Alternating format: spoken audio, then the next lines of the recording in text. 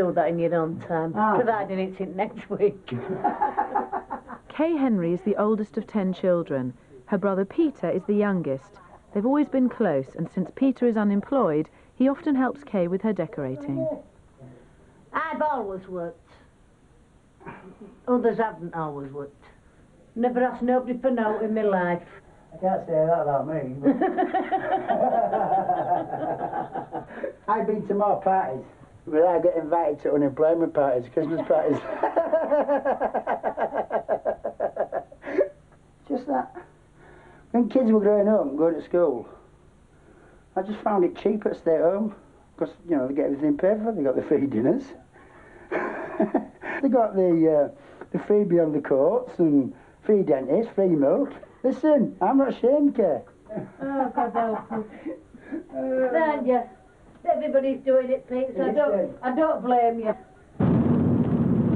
Unemployment has been an unwelcome prospect for Kay's son Paul since he was told he wasn't up to his post as a catering manager.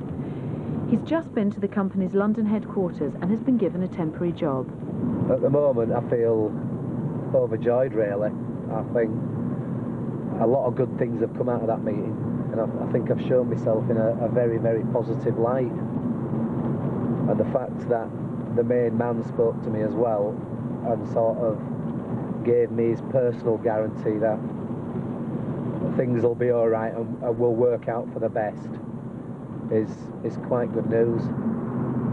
Paul will have to wait to see if the job becomes permanent. The following evening, there's not such good news from one of Paul's sisters.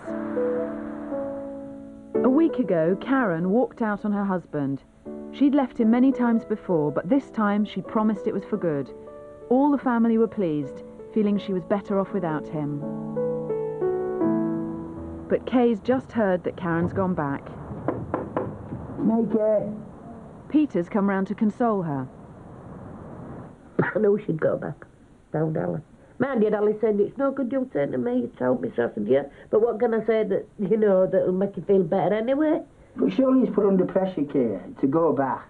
Oh, you know, with kids. Come on, she's 37 years old, she was in Alison's house, and he's gone up there with kids, and his kids have been saying, come home, and she wrote him a letter and told him she loved him, and I know they ain't a liar. Anyway, my main concern is you better not get upset, because it's not good for you. Well, I've been through the bush on me, was telling me. Come on. Come on. Come on, love, do like that. Come on. I know you've been through a lot. Come on. We should still be there, isn't she? No. Yeah, but you wouldn't turn your back on her. I will. No, you wouldn't. I will. She's not like that. I will. She's as daft as him. She's been crazy. Well, don't you get yourself upset, Ken, because you don't need it. You don't need it. But the thing is, Peter, that I just don't feel that if she did it again, I could go through it again. But I know I couldn't. As the family come to terms with Karen's troubled relationship, another Henry family marriage is about to be celebrated. Peter's organising a celebration of his marriage to Kim. I've got invitations to deliver to certain guests, and I like to deliver them by hand. I don't really trust the post. And yeah, it's the same. When what stamps now, 24p a time. So Peter's 47 and is now on his third marriage. His marriage to Kim has stood the test of time, and after 10 years they're retaking their wedding vows. I couldn't have a church wedding because I'm a divorcee, you see, so I couldn't get married in the church. Nobody would marry me. So I thought, well, at least if I get married at a registry office, after a certain length of time, I can get it blessed. We're going down to Paul's now. I'm going to give him the invitation. He's also doing me disco, hopefully. So, DJ, karaoke, he loves it, man. He's in his elements when he's doing that. At Paul's, he and his second wife, Jo, remember how they first met. I was still married at the time when I first met Jo. I was going through... I wanted to leave my missus, and I wanted an excuse, and I came home for a weekend to get drunk with my mate in the army, and I saw Jo, and I thought, oh, fancy her. What Paul failed to tell you was that even though he was still living with his wife, he had just finished with a girl that he'd been seeing for 18 months. But he didn't want anyone to know that. Jeanette, The one that I found the photograph of. she was the best sex I've ever had. You cheeky. Second best. All right, second best. Paul saved from digging himself deeper by Uncle Peter. Hiya. Hello, you alright? Yeah, not bad. I've just spoke to Kim, well, not so long ago. Yeah. Slight problem with the disco. It's a Ah. Saturday night, isn't it? Yeah, there's an invitation there. Saturday night. The company I use don't have anything on a Saturday night. What I've said, we might have to pop up to the pub this afternoon to see the guy. Over at Peter's, his wife Kim has to prepare for the blessing. I'm having my hair done for, so I ain't got no black roots showing on 28th, you know, for me. Take the attention off the face. Yeah, that as well. The men are supposed to be at the pub arranging the disco, but first, Paul can't resist a musical performance of his own. Everybody, be somebody. Everybody, be somebody to love. So alone. When Peter came into my life, I was on my own with two children. And he made me feel alive again. I need you, I need you, I need you. He tries to be a tough man at house, the one who wears the trousers, you know. Tries to be tough. But he ain't. Peter's toughness is about to be tested. A deal needs to be struck with Sean, the resident DJ. I would suggest to you that you pay a little bit extra. We'll give you a full light section, which got some beautiful lights on the top. Yeah. I'll give you the full Monty for that, but it means you're paying a little bit extra. I mean, what are you know what you're getting. So what we're What are you talking then? What we're talking? Bottom line figure. The average disco's around about 150 quid, and that's for some cowboy that's a mechanic unit here, he wants a little bit of money. I've run around, I know exactly what the prices are. Yeah. So, If I give you a full light bench and full light section with a decent karaoke system, I'll let you have it at 150. But I'll give you a good show. oh, I know that, yeah. If that's what you want, 150, that's what I'm prepared to pay. But Sean's keen to make a bigger deal. He has a wedding car for hire too. How are you going to the wedding? The Rolls Royce are we on about? It's a Mercedes. A nice white Mercedes, yeah. So what about champagne? We get some champagne with this car? Right, comes with it, yeah, comes with it. Next day, another wedding blessing arrangement needs to be sorted out. Peter's asked Paul and his sister Alison to sing a duet at the church. But the events in Karen's relationship are proving to be a distraction. To be honest, Alison, I'm not interested because I knew it was going to happen. I said that to my mum days ago, last week.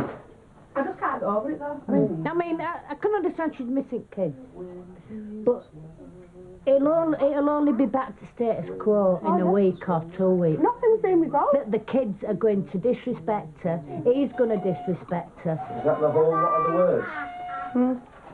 What, just that bit? Well, the middle eight.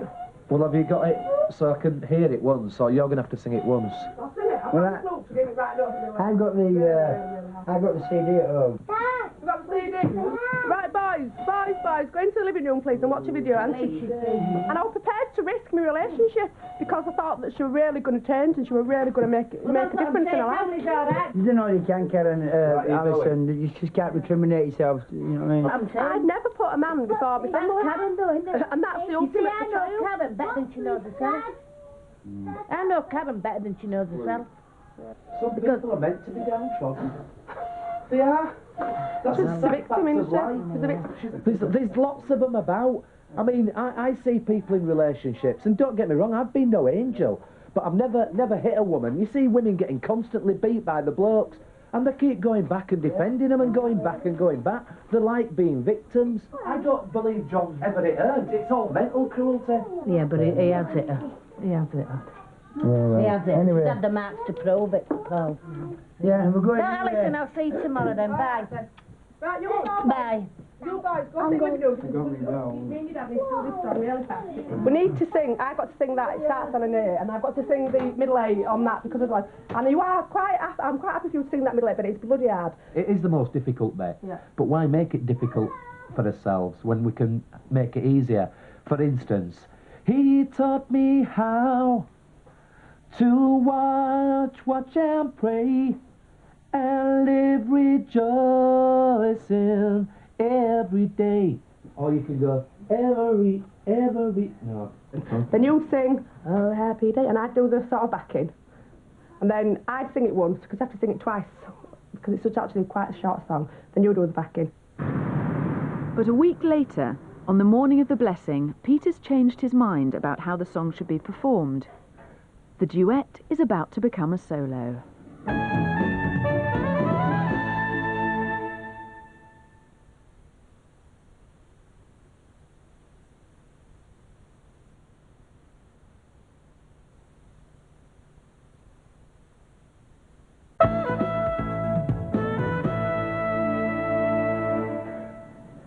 It's 9 o'clock on Peter and Kim's big day, and there's a problem to resolve. Paul thinks he's about to sing a duet at the church with his sister Alison. Oh, happy day. Oh, happy day. But last week he sent a tape of the song to Peter, which may have been a mistake. Calling out, Paul. Why? Bad news. But he's not answering. Oh, happy day. Not so, just go out, mate. It might be up there when I get up there. When Jesus washed. When Jesus washed. Alison does it perfectly on her own, so you don't really need to. So, I'd like to relieve him of his duties. Sack him. I think he's going to be annoyed. I don't know, it depends. Depends how I put it, I suppose, isn't it? Oh, he's here. Paul, listen to me. And you know that tape you did? That all happened here? Yeah. Totally shite. So listen, what I've done is I got an organist in, right? A keyboard player. And I had Alison had a go at it. And she's really good. You're fine. No, I'm just saying. Because that music you did is rubbish. Back at home, Peter's teenage stepdaughter Kelly is hoping her Aunt Michelle can help her out with a problem. Hello? Michelle? Yeah? Have you got an hair clip? Because if you did right, I'd have my hair on like a wrap at the back of my head. Oh, I've got time to do your hair, love, now. Haven't you? No, 'cause I've got Peter's, your Uncle Paul's, and I'm doing your Uncle Lee's now. All right then. And I've got to get myself ready and then come to do your mum's. All right then. Where's my tea, Lee? Sticking to wedding tradition, Peter's keeping away from the house. He's getting ready at his brother-in-law's. Best part of my life today. Take my word for it. No, not being soppy, just a fact. After 10 years, as I was saying to Kim this morning, after 10 years, if you're not certain about your marriage after 10 years, you might as well just pack it in. And I'm certain. Kim's preparations are not quite as relaxed. What dog doing in here? That dog's in my bedroom. If it's chewed anything, it's dead. The dog in my bedroom. Well, get it out. Get it down here now, Kelly. I'm sick of you with that dog. Oh, dog, you think the dog's fine. Get down now. Come on. Oh, God. We shared everything together, me and Kim. And that's why we've lasted as long as we have. Because we're made for each other. We're a couple, you know. We're a complete couple. At the reception hall, the disco's arrived and Paul's philosophical about being sacked from the song. It's just as well. I'll let Alison have her 5 minutes of glory. I've got 8 hours of doing a disco, so... which I know I can do well, so... No, I'm not bothered. Well, get in that 9 in there. Alison's main concern is which shoes to wear. What do you think of these ones? Do you like these ones? No point asking me for fashion, is it? After 2.5 years, Alison's boyfriend Steve is used to dealing with her outfit dilemmas. Yeah, but you can tell me if you think they look horrible or they don't. I think they're brilliant. Alison's mum has a similar dilemma. I've got just a thing of gold, you know.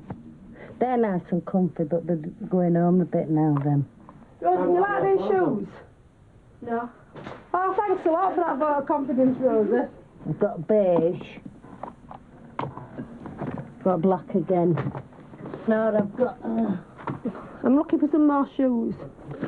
I can't even remember what shoes I've got, you know. I've got them gold. They're nice and comfy. No, they're horrible. Although they're nice shoes. Does it matter? Yeah, because these kids have done my head in now. Kelly's bad hair day isn't getting any better either. Oh, I can't do all. I'm getting really mad now.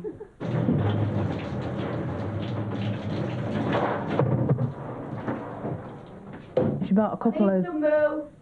Kelly, do you have to shout like that? Yeah, because it's really getting me mad. What are you doing with it now? Putting it down and having curly, but it won't go. No, I'm not trying it again. Oh, time. Sorry. Yeah, well, it's doing me head in. I need to move. What I mean, I can't do all now. You've been not getting on. Kelly, you better shut up. She knows how to spell things there, doesn't she? Time for a few final preparations. Ah, 5 away. Oh, look at Dad there now. After 10 years, and despite one teenager's hair problems, Kim's just 3 minutes late.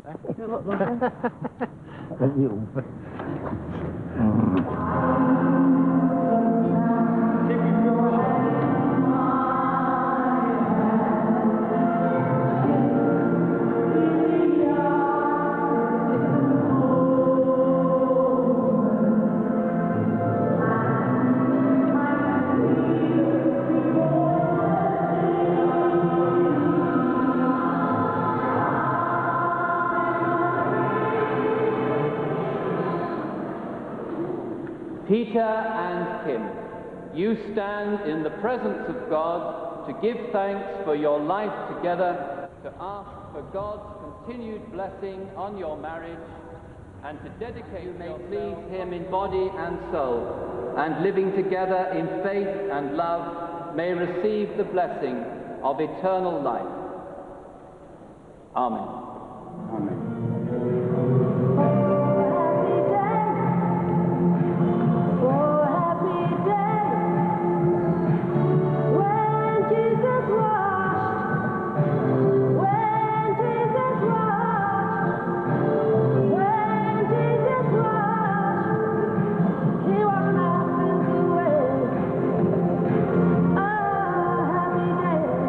Not all the families at the blessing.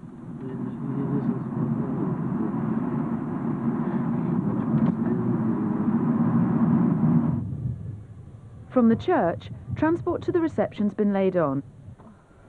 Sean's wedding car's turned up, but something's missing. Where's my champagne you promised me?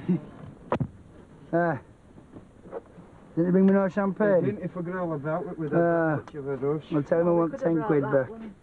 Oh, no, I'm just saying, when you come off the M1 and you end up in the middle of town, that's where it is. Steve's from out of town and a bit confused. I can get to Holbeck if that's where you want to go. Yeah, it's Holbeck, that's where So it we're is. up onto Armley Gyratory, aren't we? Near enough on that roundabout, and then we're going off into Holbeck. No. But not everyone's managed to sort out transport. My Auntie Anne's there, they've missed the bus. Right. They've missed the bus now. Can we just pull over a minute, please?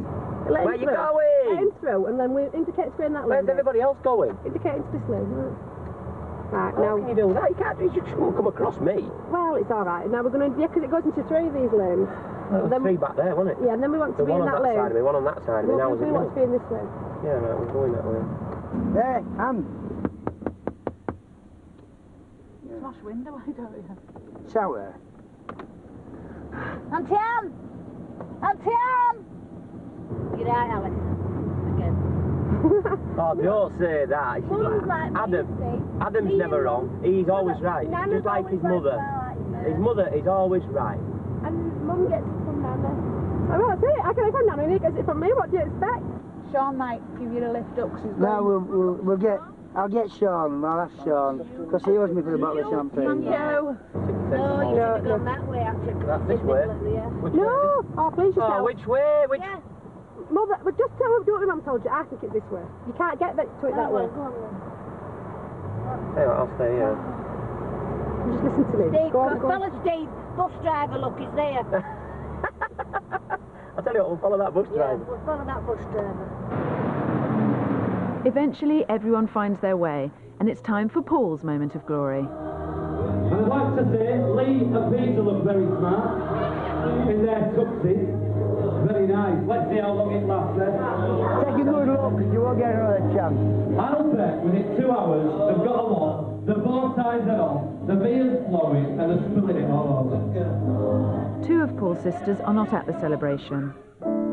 No one has seen or heard from Karen since she went back to her husband.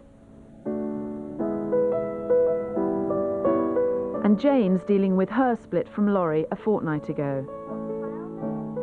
Tonight, she's at home with her 2 children, and as a treat, Clary's allowed to have a friend to stay. We're playing a game, right? And we've got like a big blanket for the wall, and then it's bedtime in the game. Just pull the blanket over each other and sleep. Yeah. Laurie's left town to visit his brother in Scotland, but he hasn't left behind thoughts of the children. And it's affected Jenny more than it has Clary, I think. Yeah. And Clary's been so loving, you know, and kind of, you know, she sees me come running up and hugs me and stuff. But Jenny's, she's pissed off with me really for walking out, because she doesn't really understand why. Yeah. And I can't really explain why without slagging Jane off, you know. But there's all that hidden stuff that you don't know really what damage I've done, you know.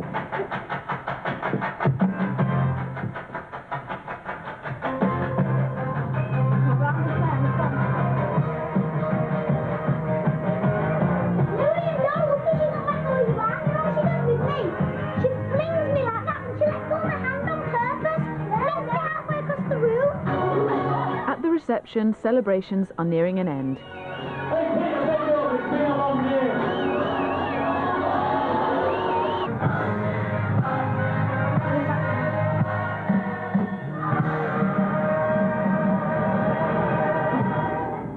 In Scotland, Laurie's in a reflective mood.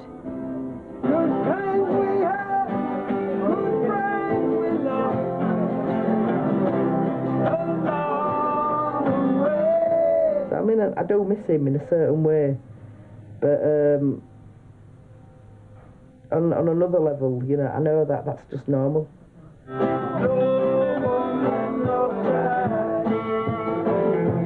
For years, we never really argued. I always deferred to Lawrence, and you know, we just got on like, you know, really happily. Really, I suppose it was storybook.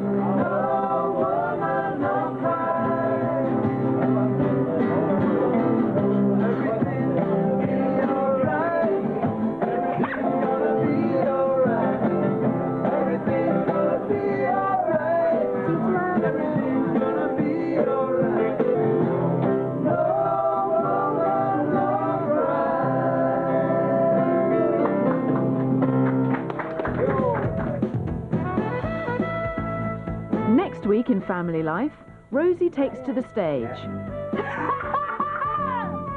And Kelly's also in the spotlight. You're just clever, don't you? Just because she's 16 don't mean to say you can do anything you want. I because know. you can't.